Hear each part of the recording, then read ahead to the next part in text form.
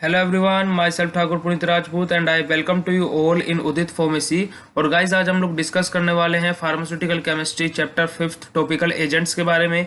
ठीक है, तो चलिए आज का लेक्चर स्टार्ट करते हैं।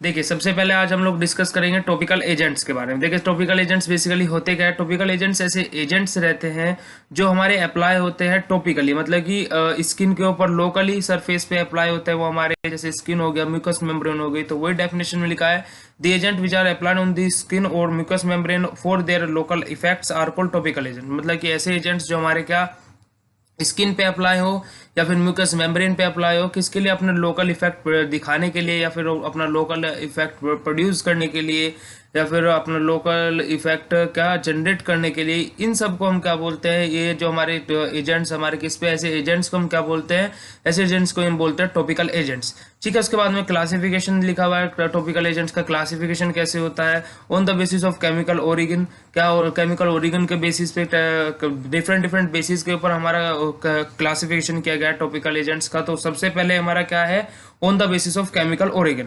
देखिए, सबसे पहले क्या है, ऑर्गेनिक टॉपिकल एजेंट्स, और सेकंड है क्या है हमारा इनऑर्गेनिक टॉपिकल एजेंट्स। तो ऑर्गेनिक टॉपिकल एजेंट्स का एग्जांपल क्या क्या है, जिंक, स्टेरेट और प्रोविडोन आयोडीन। ठीक है, उसके बाद में इनऑर्गेनिक टॉपिकल एजेंट्स का एग्जांपल अपने टाल्क, जिंक ऑक्साइड और कैलेमाइन। ओके, बाद में हमारा क्या, on the basis of action of drugs, वो क्या था, केमिकल ओरिजिन के बेसिस पे, और ये किसके बेसिस पे, on the basis of action of drugs. ठीक है, सबसे पहले क्या, प्रोटेक्टिव्स एंड एब्जॉर्बेंट्स। देखिए, प्रोटेक्टिव्स एंड एब्जॉर्बेंट हमने जीआईटी गैस्ट्रोइंटेस्टाइनल एजेंट्स के अंदर भी पढ़ा था। प्रोटेक्टिव्स एंड एब्जॉर्बेंट मतलब कि जो अपने एक तरीके से प्रोटेक्टिव मैनर का भी काम करे और इजीली एब्जॉर्ब भी हो जाए। ठीक है, उसका एग्जांपल क्या है, टाल्क, जिंक ऑक्साइड। उसके बाद में एंटी माइक्रोबल एजेंट्स, ऐसे एजेंट्स जो हमारे माइक्रोब्स को किल करते हो। उसका एग्जांपल क्या है, अपना पोटेशियम पैरामैग्नेट और सिल्वर नाइट्रेट। ओके, उसके बाद में क्या, एस्ट्रिंजेंट्स आ जाएंगे। एस्ट्रिंजेंट्स क्या रहते हैं अपने एस्ट्रिंजेंट, देखिए बेसिकली ऐसे कंपाउंड्स रहते हैं एस्ट्रिंजेंट्स, या फिर ऐसे एजेंट्स रहते हैं, जैसे आपका स्किन पे कहीं पे भी कट लग गया तो आपका क्या ब्लड क्लोट हो रहा है, मतलब कि ब्लड ब्लड बह रहा है ना। तो जो एजेंट्स, मतलब कि जो हमारे दवाइयाँ या फिर उनको एजेंट्स बोल सकते हैं, फिर सब्सटेंसेस वहाँ पे अप्लाई किए जाते हैं जो हमारे खून के बहने को क्या, जो ऐसे कट लग गया है तो लगातार क्या ब्लड क्या है आपकी बॉडी से रिमूव आउट होने लग रहा है, तो वहाँ पे जो भी हम अप्लाई करते हैं, जो ब्लड के क्लोट को ब्लड क्लोट कर देते हैं, या फिर ब्लड के जो हमारा ब्लड बाहर निकलने लग रहा है, बहने लग रहा है, उसको उसके फ्लो को रोक देते हैं, वहीं पे बाहर नहीं बहने देते। तो ऐसे एजेंट्स को हम क्या बोलते हैं, एस्ट्रिंजेंट्स बोलते हैं। ठीक है, एग्जाम्पल उसके क्या, एलम और zinc sulphate.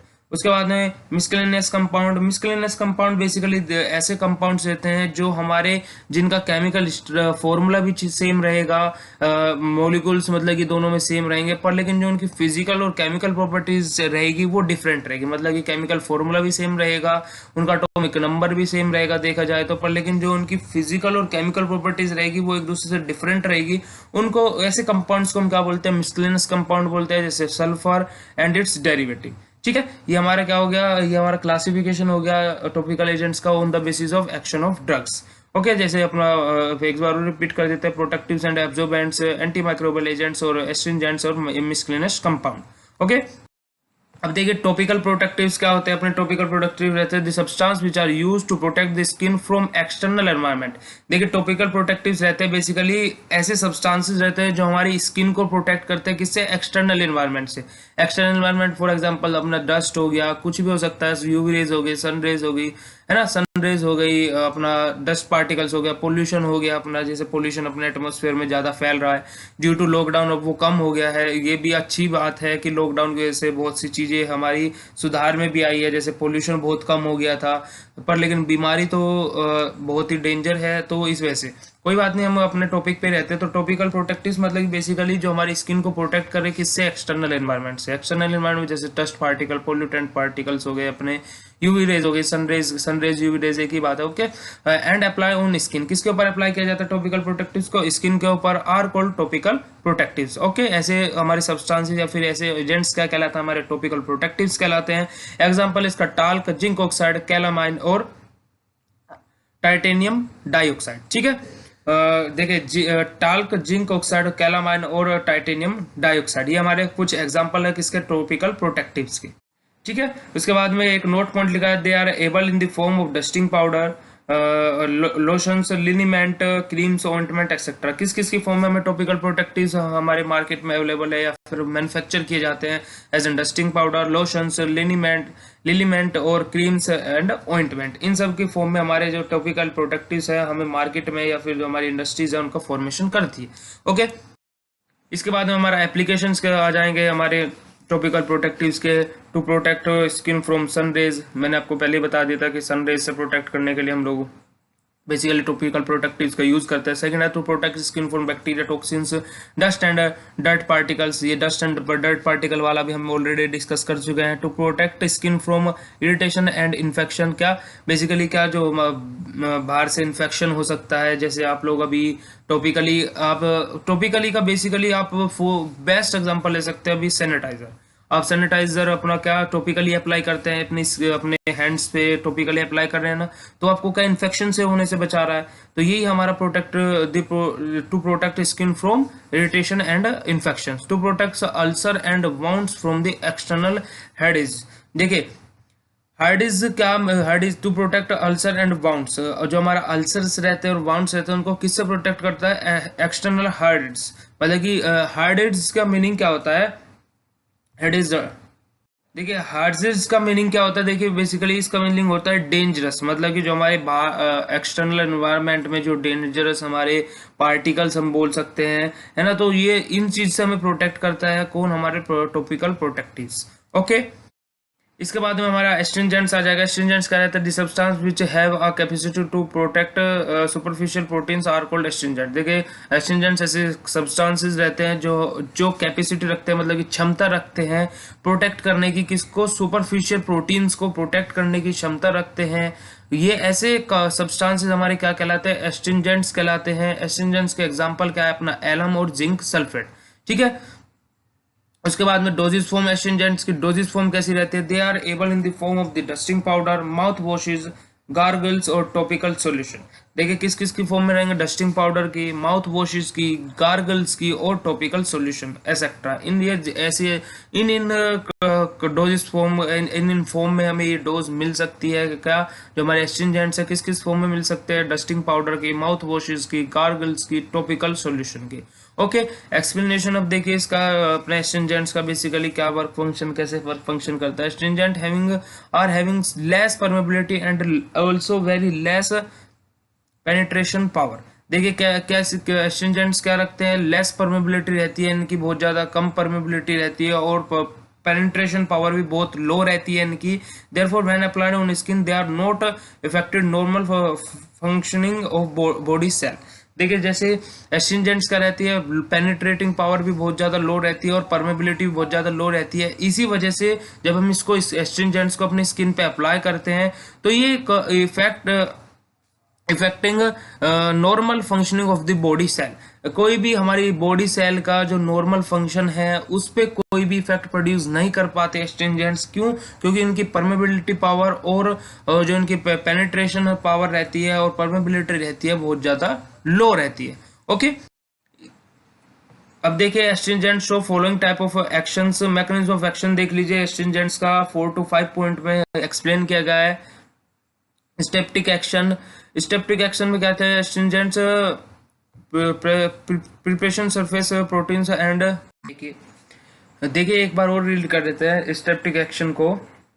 Astringent precipitate surface protein and blood proteins present in the site of the bound. देखिए बेसिकली जिस साइट पे हम एस्ट्रिंजेंट्स को अप्लाई कर रहे हैं, एस्ट्रिंजेंट क्या करते हैं, प्रेसिपिटेट सरफेस प्रोटीन, जो हमारे सरफेस के प्रोटीन्स हैं, जो हमारे आप अपने हैंड को टच करके देखिए, उसकी सरफेस को टच करके देखिए, वहाँ के जो प्रोटीन्स हैं उनको प्रेसिपिटेट कर देते हैं कौन, एस्ट्रिंजेंट्स। और जो हमारे ब्लड प्रोटीन है वो present in the site of the bound, और जो हमारे ब्लड प्रोटीन्स प्रेजेंट रहते हैं उस साइट पे जहाँ पे हमें चोट लगी हुई है उसके आसपास के जो प्रोटीन्स रहते हैं उनको भी प्रेसिपिटेट कर देते हैं कौन, astringent. Therefore diameter of blood capillaries is reduce, जो हमारे ब्लड कैपिलरीज का डायमीटर रहता है इसी वजह से वो क्या हो जाता है, रिड्यूस हो जाता है। यानी कि रिड्यूस मतलब कि कम हो जाता है ड्यू टू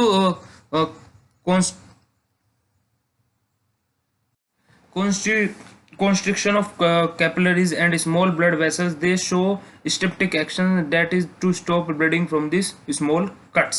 देखिए क्या बोला है, ड्यू टू कॉन्स्ट्रिक्शन ऑफ, देखिए क्या, अब देखिए जैसे हमारा कैपिलरी का साइज रिड्यूस होगा तो वहाँ पे क्या होगा, हमारे जो कैपिलरी, उसके बाद में क्या होगा, हमारी कैपिलरीज क्या है, कॉन्स्ट्रिक्शन शो करेगी एक दूसरे के साथ में। उसके बाद में स्मॉल ब्लड वेसल्स दे शो स्टिप्टिक एक्शन, और जो हमारी स्मॉल स्मॉल ब्लड वेसल्स हैं कैपिलरीज के अंदर क्या प्रेजेंट रहती है, वेसल्स, ठीक है। जो हमारी ब्लड वेसल्स हैं वो क्या करती है, स्ट्रिप्टिक एक्शन शो करेगी। इस वजह से हमारा जो small stop bleeding from small cut, जैसे हमें स्मॉल कट लग जाता है जब हमने उस पर एस्ट्रिंजेंट अप्लाई किया है, तो इसी वजह से एस्ट्रिंजेंट क्या कर देते हैं, वहाँ के जो हमारा क्या ब्लीडिंग को, वहाँ की ब्लीडिंग को स्टॉप कर देते हैं। देखिए एक बार वो स्टेप्टिक एक्शन को समझ लेते हैं। देखिए स्टेप्टिक एक्शन बेसिकली सबसे पहले क्या करता है, जहाँ पे भी हमने अप्लाई किया है अपने बॉडी सरफेस पे, जैसे मान लीजिए हमें हल्का सा कट लग गया, हमने एस्ट्रिंजेंट अप्लाई कर दिया, तो वो वर्क फंक्शन कैसे करता है।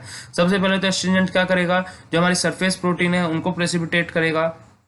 उसके बाद में जो हम उसके आसपास के, जहाँ पे हमें कट लगा है उसके आसपास के सरफेस के जितने ब्लड प्रोटीन्स प्रेजेंट है उनको भी प्रेसिपिटेट करेगा, ठीक है। तो फिर उसके बाद में क्या करेगा, कैपिलरीज के डायमीटर को रिड्यूस करेगा। कैपिलरीज के डायमीटर को रिड्यूस हो जाने के बाद में क्या होगा, कॉन्स्ट्रिक्शन होगा कैपिलरीज के बीच में, और स्मॉल ब्लड वेसल्स दे शो स्टिप्टिक एक्शन। जो वहाँ पे ये small small blood vessels present है वो क्या स्टिप्टिक एक्शन शो करना स्टार्ट कर देगी। और फिर इसी वजह से क्या होता है, जो हमारे स्मॉल कट लगता है हमें, जब हम वहाँ पे एस्ट्रिंजेंट अप्लाई कर देते हैं तो वहाँ पे क्या हो जाता है, ब्लीडिंग हमारी स्टॉप हो जाती है। उसके बाद में सेकंड है हमारी anti inflammatory action. Anti inflammatory action क्या है, astringent reduce blood supply coming toward the tissue and histamine secretion is also decrease, thus anti inflammatory action is obtain. देखिए एस्ट्रिंजेंट क्या करता है, reduce blood supply coming toward the tissue, क्या कर देता है, जैसे हम एस्ट्रिंजेंट अपने अप्लाई करते हैं तो वो क्या करता है, रिड्यूस कर देता है ब्लड की सप्लाई किसके पास जाने के लिए, टिश्यू, उस पर्टिकुलर जो टिश्यू हमारा डैमेज हुआ है उसके पास ब्लड की सप्लाई नहीं होने देता, ब्लड की सप्लाई रिड्यूस कर देता है, मतलब कि कम कर देता है ब्लड की सप्लाई। और क्या कर देता है, जो हिस्टामिन का सीक्रेशन है उसको भी डिक्रीज कर देता है। इसी वजह से हमारा एंटी इंफ्लेमेटरी एक्शन वहां पे ऑब्टेन हो जाता है। ओके, इसके बाद में हमारा हमारा थर्ड एक्शन आ जाएगा। अब देखिए थर्ड वन आ जाएगा अपना एंटी प्रिस्पिरेंट एक्शन। देखिए एंटी प्रिस्पिरेंट एक्शन, एंटी प्रिस्पिरेंट हम बेसिकली क्या बोल सकते हैं, एंटी प्रिस्पिरेंट जो हमारे एजेंट्स रहते हैं वो किसके लिए यूज होता है, रिड्यूस स्वेट, हमारे पसीने को कम करने के लिए हम एंटी प्रिस्पिरेंट एजेंट्स यूज करते हैं। तो एंटी प्रिस्पिरेंट एक्शन क्या होता है, astringent precipitate surface protein thus decrease the diameter of sweat and sebaceous glands, thus perspirant is reduced, that is anti perspirant action. देखिए एंटी प्रिस्पिरेंट एक्शन क्या है कि जो हमारे एस्ट्रिंजेंट्स रहते हैं बेसिकली वो प्रेसिपिटेट कर देता है किसको, सरफेस प्रोटीन को। इस वजह से हमारा डिक्रीज होता है किसका डायमीटर, स्वेट एंड सबक्यूअस ग्लैंड, इन दोनों चीजों का जो डायमीटर रहता है वो क्या हो जाता है, रिड्यूस हो जाता है। तो इसी वजह से हमारा क्या प्रिस्पिरेंट इज रिड्यूस, जो हमारा प्रिस्पिरेशन रहता है वो क्या हो जाता है, रिड्यूस हो जाता है। इसी वजह से हमारा, इसी को हम क्या बोलते हैं, एंटी प्रिस्पिरेंट एक्शन बोलते हैं। उसके बाद में anti microbial agent. Anti microbial agent कैसे एजेंट रहते हैं, जो हमारी माइक्रोब्स को किल करते हैं।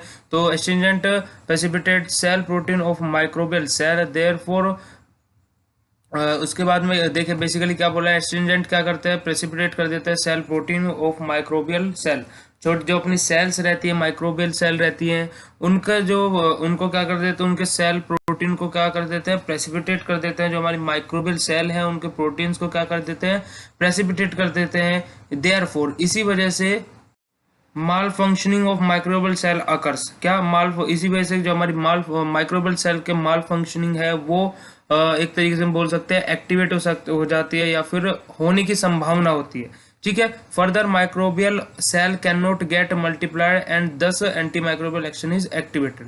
इस वजह से जो हमारी और माइक्रोबियल सेल क्या है, एक्टिवेट नहीं हो पाती है, मल्टीपल नहीं हो पाती है, कैन नॉट गेट मल्टीप्लाइड।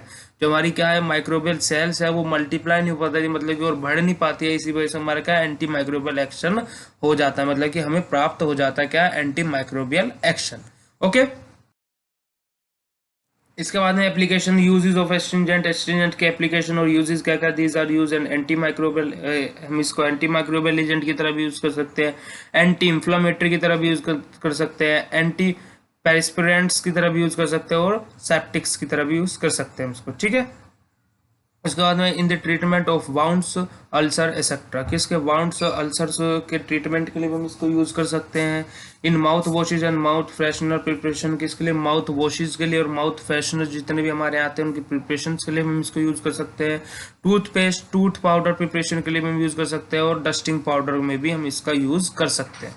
ठीक है, इसके बाद में क्या एंटी माइक्रोबियल एजेंट्स आ जाएंगे। एंटी माइक्रोबियल एजेंट्स का रहता है the substance are used to kill micro organism. ठीक है, माइक्रो ऑर्गेनिज्म को जो सब्सटेंसेस किल करते हैं उनको हम क्या बोलते हैं, ऐसे सब्सटेंसेस को एंटी माइक्रोबियल एजेंट्स बोलते हैं। फिर ऐसे एजेंट्स जो हमारे माइक्रो ऑर्गेनिज्म को किल करें उनको हम क्या बोलते हैं, एंटी माइक्रोबियल एजेंट्स।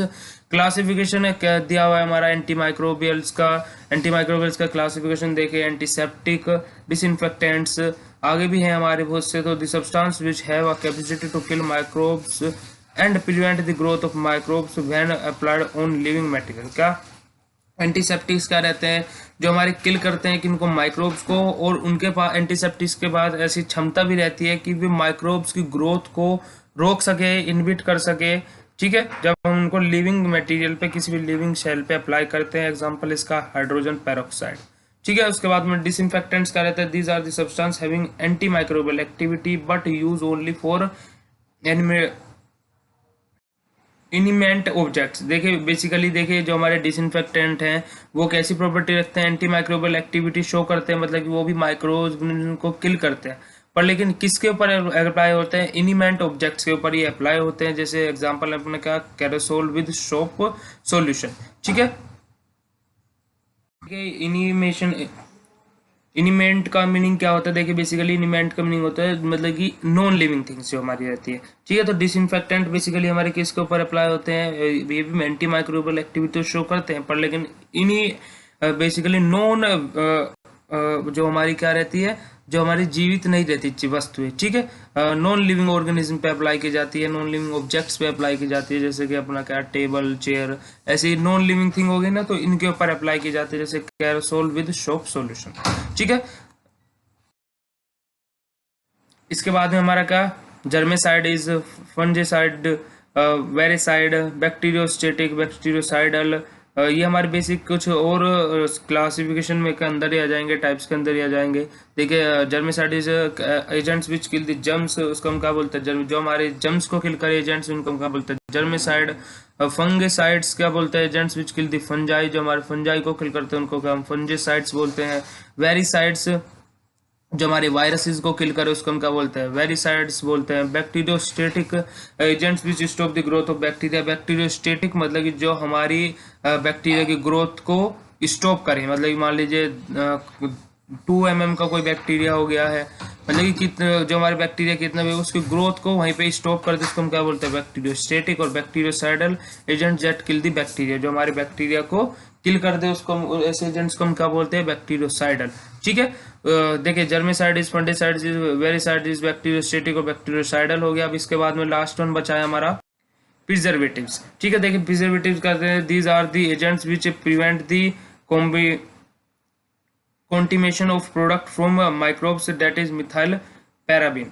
देखिए बेसिकली क्या बोला है, देखिए प्रिजर्वेटिव्स क्या रहते हैं, प्रिजर्वेटिव्स ऐसे एजेंट्स रहते हैं जो हमारे किसी भी प्रोडक्ट को कंटामिनेट होने से बचाते हैं, मतलब कि एक तरीके से डिग्रेड होने से, खराब होने से बचाते हैं। किससे, माइक्रोब्स, जो हमारे अगर जो हमारे किसी कंपाउंड के अंदर अगर जो माइक्रोब्स प्रेजेंट हैं तो वो धीरे धीरे अपनी ग्रोथ करते रहते हैं, तो वो प्रिजर्वेटिव्स क्या रहते हैं, हमारे कंपाउंड को या फिर प्रोडक्ट को कंटामिनेट होने से बचाते हैं। इनको हम क्या बोलते हैं, ऐसे एजेंट्स को हम प्रिजर्वेटिव बोलते हैं। एग्जाम्पल इसका मिथाइल पैराबीन। ओके,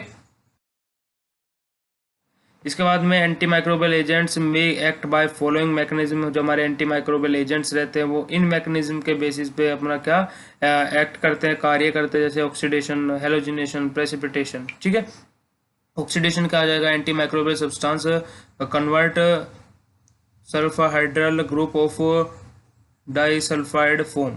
ठीक है, सबसे पहले पॉइंट में क्या बोला ऑक्सीडेशन में कि जो हमारे एंटी माइक्रोबियल रहते हैं वे क्या कन्वर्ट करते हैं किसको, सल्फाहाइड्रल ग्रुप को, किसमें, डाई सल्फाइड फॉर्म में। देखिए anti microbial substance convert sulphydryl group to disulphide form. ठीक है, सल्फर हाइड्रल ग्रुप को किस में फॉर्म करते हैं, किस में चेंज करते हैं, फिर किस में कन्वर्ट करते हैं, डाइसल्फाइड फॉर्म में।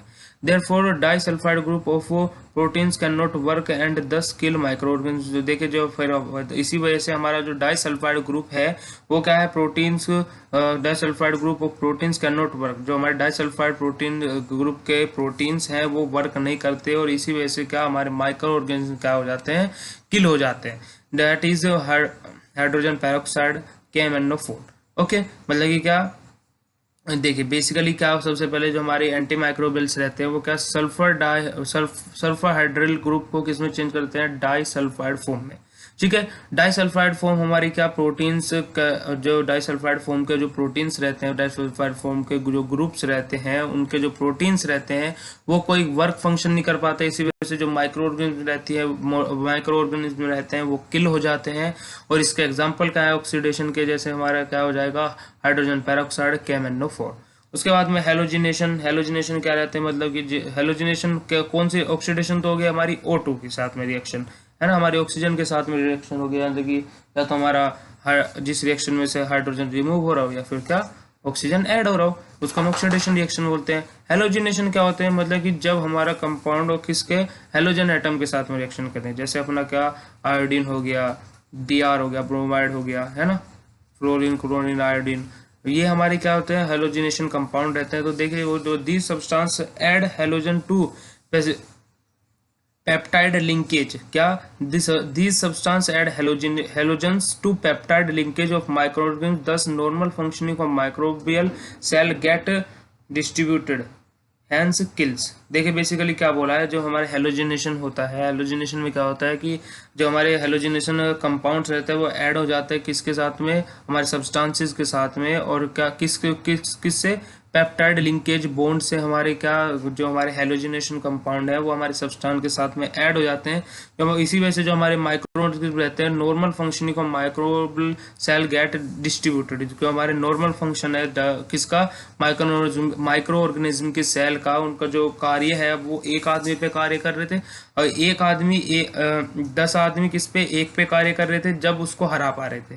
अब क्या हमारा हेलोजिनेशन कंपाउंड भी आ गया, तो वही 10 आदमी अगर जो 5-5 करके दोनों पे अटैक करेंगे तो क्या होगा, जो 10 को हरा था, जिसको 10 हरा पा रहे थे अब वो उन 5 को आराम से हरा देगा। तो ऐसे हमारा क्या हो जाता है, हमारे जो माइक्रो ऑर्गेनिज्म रहते हैं वो क्या हो जाते हैं, उनका काम, उनके सेल्स जो है वो डिस्ट्रीब्यूट हो जाती है और क्या होता है अंत में क्या होता है, वो किल हो जाते हैं जो हमारे माइक्रो ऑर्गेनिज्म रहते हैं। उसके बाद में प्रेसिपिटेशन का क्या रहता है, many anti microbial agents containing material ion react with polar group of proteins and form a complex, thus there is inactivation of protein। ठीक है, and anti microbial action is achieved, that is example है इसका क्या, boric acid, borax, silver nitrate, mercuric compounds. देखिए क्या बोला, precipitation many anti microbial agents containing metal ion. जो हमारे बहुत से एंटी माइक्रोबियल एजेंट्स ऐसे रहते हैं जो क्या कंटेन करके रखते हैं, मतलब कि जिनके अंदर क्या प्रेजेंट रहता है, मेटल आयंस प्रेजेंट रहता है। रिएक्ट विद पोलर ग्रुप, किसके साथ में रिएक्शन कोज कर जाते हैं, वो पोलर ग्रुप के साथ में of protein, and form a complex 10, और क्या फॉर्म कर लेता है, कॉम्प्लेक्स फॉर्मेशन फॉर्म कर लेते हैं, है ना। तो इसी वजह से there is inactivation of protein, क्या वहाँ पे इसी वजह से क्या हो जाता है, इनएक्टिव प्रोटीन का इनएक्टिवेशन हो जाता है, मतलब कि प्रोटीन क्या हो जाते हैं, इनएक्टिवेट कंडीशन में चले जाते हैं। मतलब इनएक्टिवेशन ऑफ प्रोटीन मतलब कि प्रेसिपिटेशन ऑफ प्रोटीन। ठीक है, and anti microbial action is achieved, क्या वहाँ पे क्या एंटी माइक्रोबियल एक्शन क्या अचीव हो जाता है, मतलब एंटी माइक्रोबियल एक्शन क्या हो जाता है, रिड्यूस हो जाता है। जैसे एग्जाम्पल इसका बोरिक एसिड प्रेसिपिटेशन के लिए borax, silver nitrate, mercuric compounds. Okay, हमारा ऑक्सीडेशन हो गया, हेलोजिनेशन हो गया, प्रेसिपिटेशन हो गया। तो ये तीनों के तीनों हमारे मैकेनिज्म हैं जिनके थ्रू हमारे एंटी माइक्रोबियल एक्ट करता है, एंटी माइक्रोबियल एजेंट्स एक्ट करते हैं। Okay,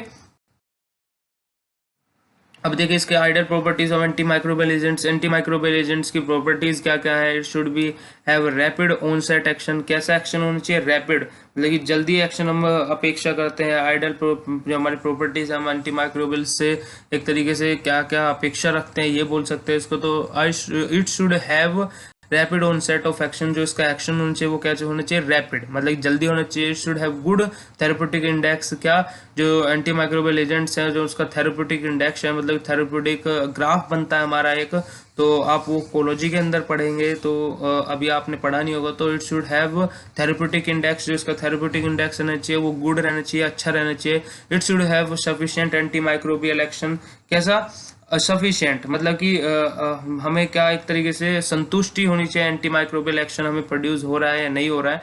it should be economical and should be required in very less concentration. देखिए, it should be economical and should be required in very less concentration, basically क्या, एक तो कम मात्रा में यूज होना चाहिए, दूसरा क्या इकोनॉमिकली, मतलब कि सस्ता भी होना चाहिए। इकोनॉमिकल में हम क्या पढ़ते हैं, बेसिकली अपने लेन देन की बात ही पढ़ते हैं। तो इकोनॉमिकली मतलब कि बिल्कुल कॉस्टली नहीं होना चाहिए ज़्यादा, है ना, मतलब कि ज़्यादा कॉस्टली भी नहीं होना चाहिए, और जो इसके required in very less concentration, ठीक है।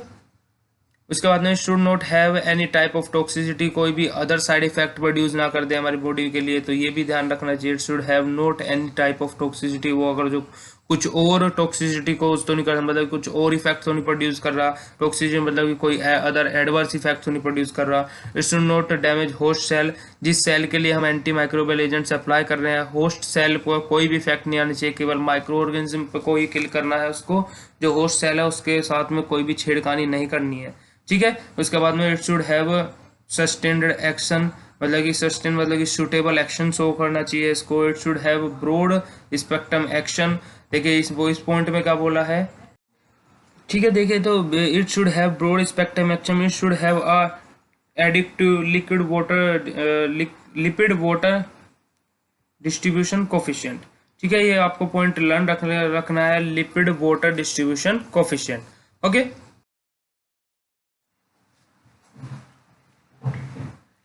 अब देखिए जो हमारे सिलिकॉन पॉलीमर्स रहते हैं, बेसिकली सिलिकॉन पॉलीमर्स क्या रहते हैं, silicone polymer are inert protective substance occurring in liquid form and are generally known as silicone oil. देखिए बेसिकली जो सिलिकॉन पॉलीमर रहते हैं वो बेसिकली क्या, जो अपनी लिक्विड प्रिपरेशन रहती है उनके अंदर जो प्रोटेक्टिव इनर्ट प्रोटेक्टिव सब्सटेंसेस हमारे प्रेजेंट रहते हैं उनको हम क्या बोलते हैं, सिलिकॉन पॉलीमर्स, या फिर इनको हम एक और नाम दे सकते हैं क्या, सिलिकॉन ऑयल्स, ठीक है। एग्जाम्पल इसका क्या, इस्थेमिकोन और क्या अपना डाइमिथेकोन, ओके, इसमें सीमेथिकोन और डायमेथिकोन, ओके।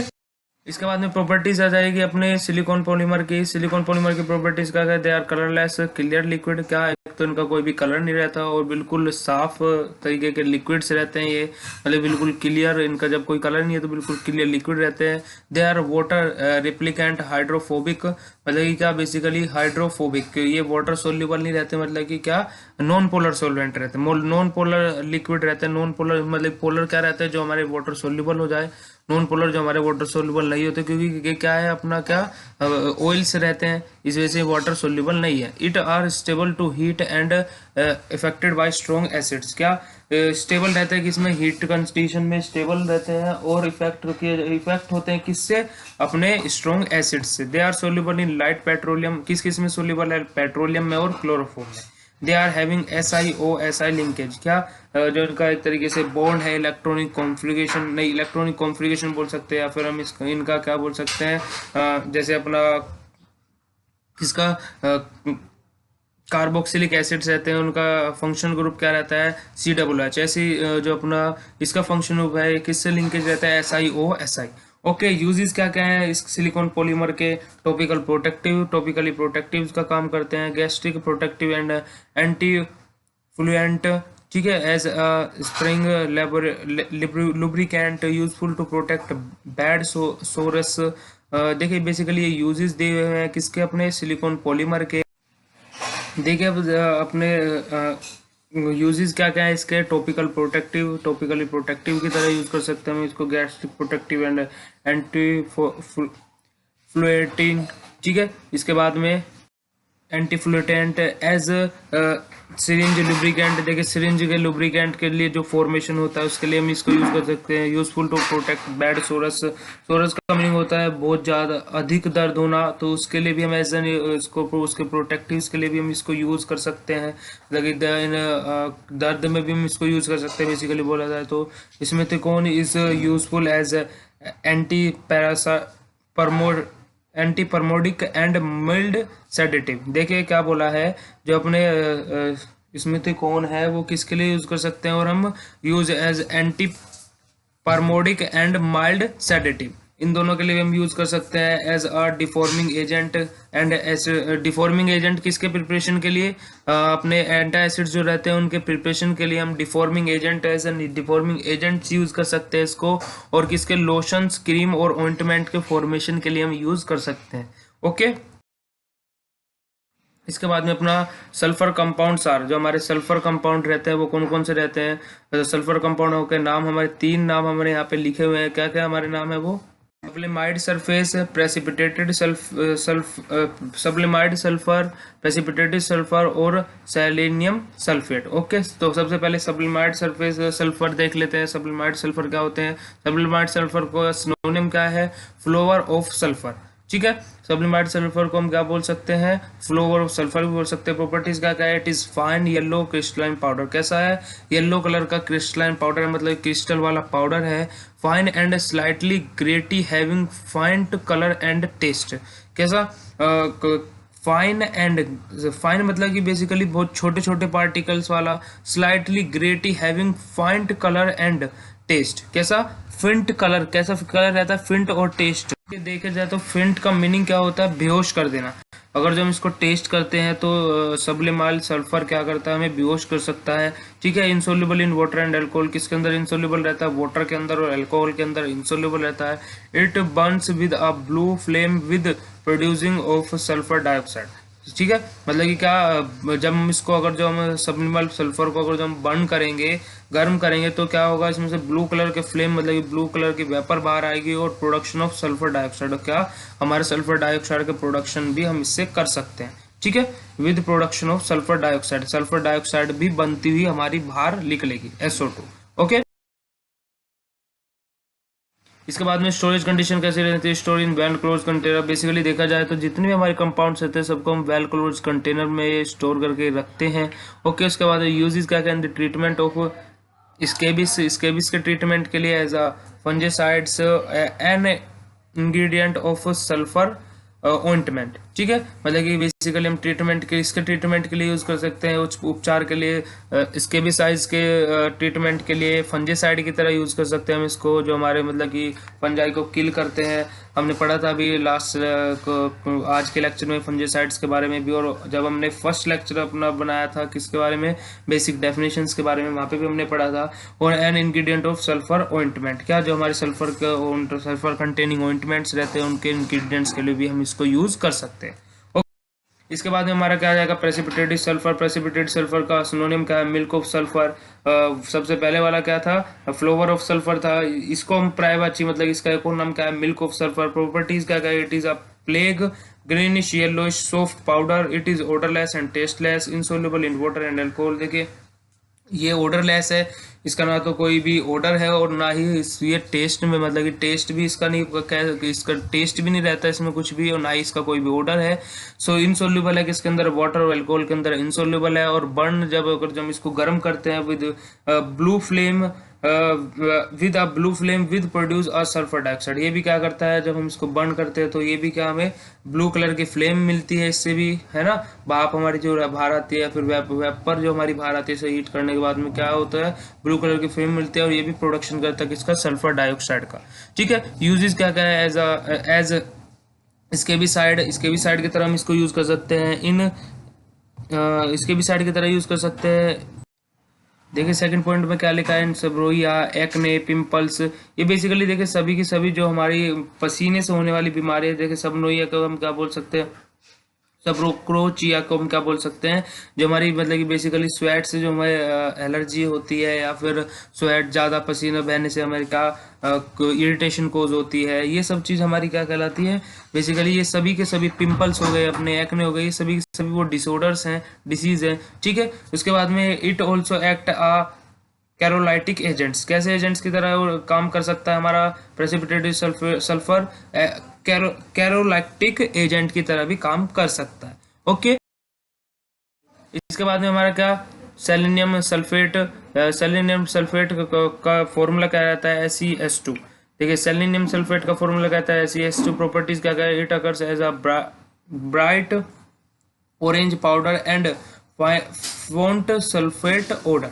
क्या फेंट सल्फेट होता है। देखिए बेसिकली क्या हमारा जो सेलेनियम सल्फेट है इसका कलर कैसा है, ब्राइट ऑरेंज, मतलब कि ब्राइट ऑरेंज मतलब कि क्या, देखिए it occurs as a bright orange powder, मतलब कि बेसिकली ब्राइट मतलब कि एक तरीके से गाढ़ा बोल सकते हैं हम, क्योंकि ब्राइट ऑरेंज बेसिकली कैसा कलर होगा हमारा, ऑरेंज और येलोइश कलर का कॉम्बिनेशन होता है bright orange powder and faint sulphate order. फेंट का मतलब क्या रहता है, बेहोश कर देना, जो हमारे बेहोश कर देते हैं, बेहोशी बेहोश होता है फेंट का मीनिंग। तो फेंट सल्फेट ऑर्डर बेसिकली जो इसका ऑर्डर रहता है ऐसे सल्फेट रहता है जो हमारे क्या बेहोश करने के काम आते हैं, ठीक है। इनसोल्यूबल है किसके अंदर, वाटर और अल्कोहल के अंदर। टेस्टलेस है ये भी, इट डिजोल्व इन HNO3, ठीक है। हमारे नाइट्रिक एसिड के अंदर ये डिजोल्व हो जाता है। और क्या इनसोल्यूबल है किसके अंदर, वाटर अल्कोहल के अंदर। आपने तीनों के तीनों सल्फेट देखे होंगे, सल्फर देखे होंगे, जितने भी अभी तक हमने पढ़े, प्रेसिपिटेटेड, सेलेनियम, सबसे फर्स्ट वाला भी, तीनों के तीनों वाटर और अल्कोहल के अंदर इनसोल्यूबल है। ओके तो ये कॉमन से प्रॉपर्टी है इन तीनों के अंदर ही। इसके बाद में थर्ड देख लेते हैं इसके यूजेस एज एंटी डैंड्रफ, ठीक है, एंटी डैंड्रफ इन देखिए बेसिकली एंटी डैंड्रफ मतलब कि जो हमारे शैम्पूज रहते हैं उनके फॉर्मेशन के लिए हम यूज कर सकते हैं।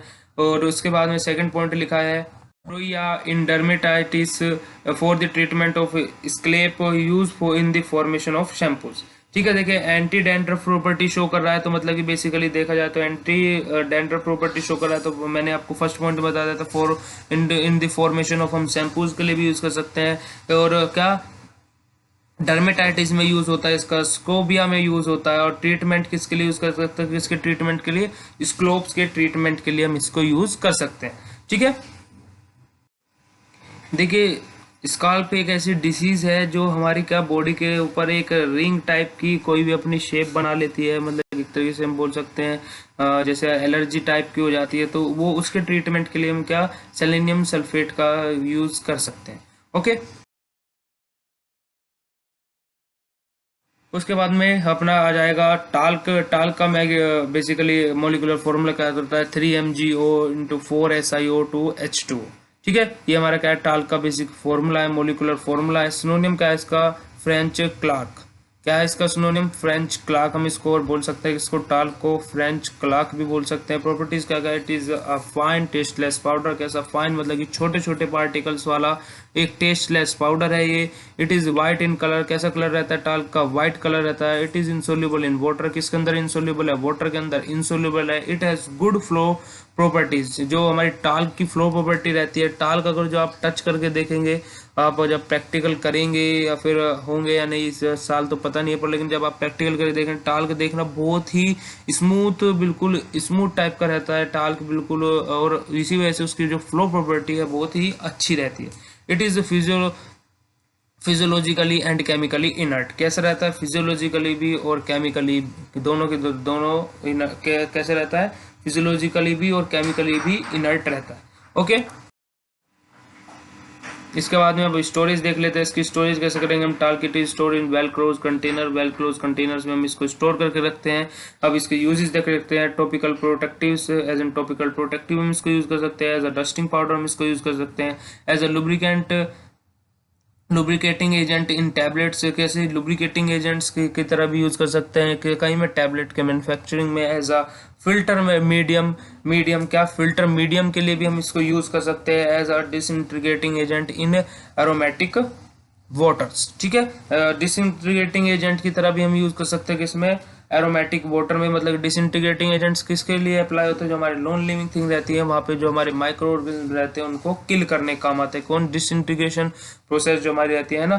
तो किस किस के लिए यूजफुल रहता है, टॉपिकल प्रोटेक्टिव्स के लिए, डस्टिंग पाउडर्स के लिए, लुब्रिकेंट एजेंट किसके अंदर, टैबलेट्स के अंदर, फिल्टर मीडियम के लिए, और डिसइंटीग्रेटिंग एजेंट किसके अंदर, एरोमेटिक वाटर्स के अंदर। ओके तो